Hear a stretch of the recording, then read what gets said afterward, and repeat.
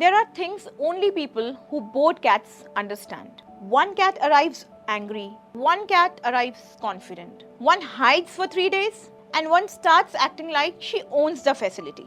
Same species, completely different personalities.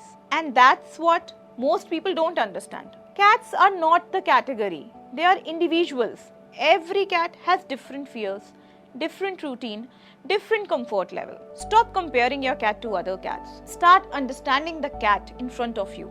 After enough cats, you stop seeing cats. You start seeing personalities.